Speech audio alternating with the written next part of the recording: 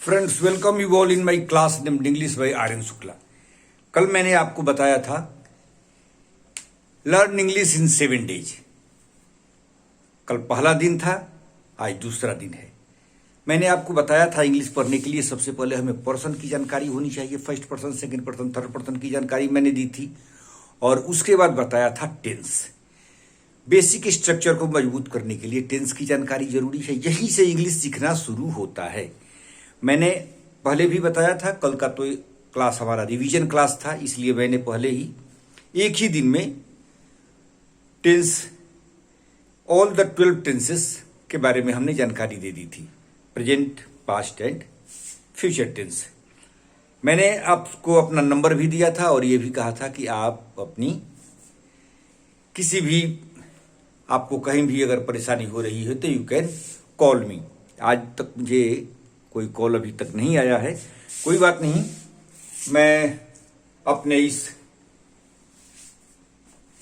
मुहिम को आगे बढ़ाता हूं। आज सेकंड डे है, तो कल मैंने बताया था आपको टेंस के बारे में। प्रैक्टिस करते हैं हम सेंटेंस बना करके। पहला सेंटेंस है, कमल कहानी कहता है। टेंस कौन सा है? Present simple. प्रेजेंट सिंपल, इससे आप पता लगा लेंगे। ता है, ती है, ते है, रहे तो उसे हम प्रेजेंट सिंपल कहते हैं। तो कमल कहानी कहता है, कैसे बनाएंगे? Kamal Kamal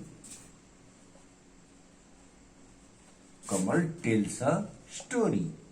Kamal tells a story. Kamal tells a story. Kamal third person हुआ, इसलिए वर्ब में हम इस का प्रयोग करते हैं, एस ऐड करते हैं।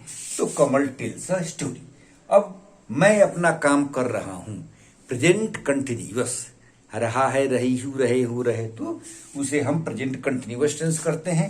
इसमें हम सब्जेक्ट के अनुसार इज, आर, इम का प्रयोग करते हैं। सब्जेक्ट क्या है? मैं के लिए हमने बनाया आई। हेल्पिंग वर्ब क्या यूज करेंगे?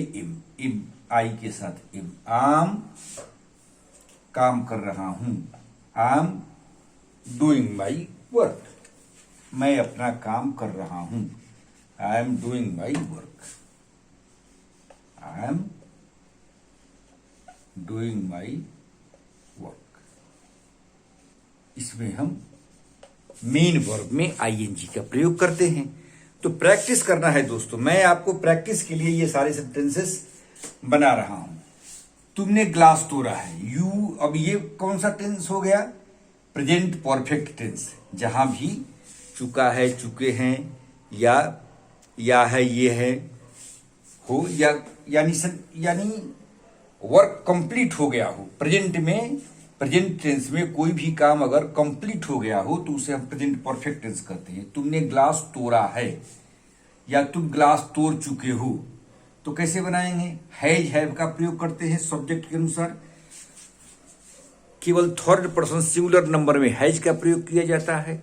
बाकी फर्स्ट पर्सन, सेकंड पर्सन और थर्ड पर्सन का अगर प्लूरल नंबर हो तो भी हैव का प्रयोग किया जाता है। सब्जेक्ट यहां पर यू सेकंड पर्सन है, हमने यू के साथ हैव का प्रयोग किया। You have.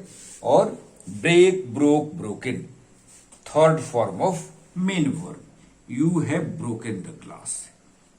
You have broken the glass. आपने ग्लास को तोड़ा है। You have broken the glass. हम लोग 4 साल से इसी स्कूल में पढ़ते आ रहे हैं। Present perfect continuous tense. कोई भी काम अगर प्रेजेंट टेंस में अभी भी चल रहा हो, पुराने पहले से शुरू हुआ कोई काम अगर अभी भी कंटिन्यू हो तो उसको हम प्रेजेंट परफेक्ट टेंस कहते हैं। हम लोग 4 साल से इस स्कूल में पढ़ रहे हैं। वी, इसमें हम हैज बीन और हैव बीन का प्रयोग करते हैं। वी के साथ have been. We have been studying in this school for 4 years। We have been studying. यहां मेन वर्ब में हम आईएनजी का ही प्रयोग करते हैं। वी हैव बीन स्टडिंग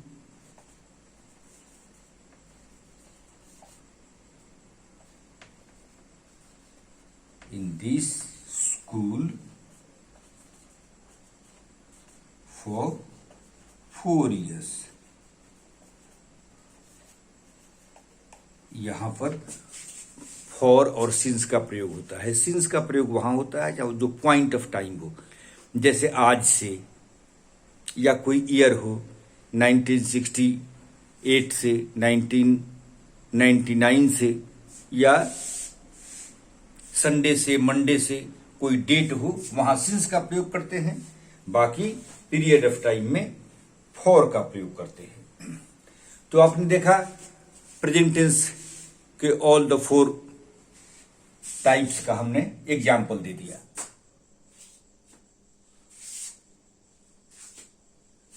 अब तो ये present tense is now over. अब हम प्रैक्टिस करेंगे पास्ट टेंस का। पास्ट टेंस का पास्ट टेंस का पास्ट टेंस में सबसे पहला सेंटेंस मैंने पत्र लिखा।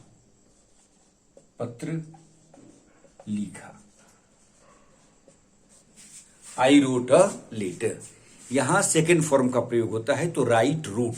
I wrote a letter, I wrote a letter. Light चला गया है, हो सकता है ब्राइटनेस में थोड़ी कमी हो गई हो, फिर भी मैं पास्ट टेंस तक कंप्लीट करूंगा। फ्यूचर टेंस हम अगले दिन पढ़ेंगे।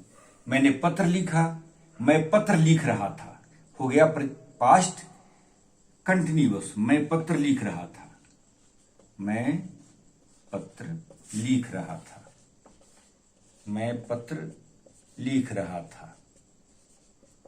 आई was writing a letter, I was writing a letter. और पास्ट परफेक्ट क्या हो गया? मैं पत्र लिख चुका था, मैं पत्र लिख चुका था, मैं पत्र लिख चुका था, लिख चुका था। पास्ट परफेक्ट टेंस का एक्चुअल प्रयोग कहां होता है, इसके लिए मैं अलग क्लास में एक्सप्लेन करूंगा। तब तक यहां भी आपको टेंस की जानकारी के लिए बता देता हूं। यहां पर केवल कि कोई भी सब्जेक्ट हो, हैड का प्रयोग होता है। I had, and third person of write, I had written a letter, I had written a letter. और अगर ये होगा कि मैं कई दिनों से पत्र लिखते आ रहा था, तो हम कैसे बता देंगे? I had been writing a letter,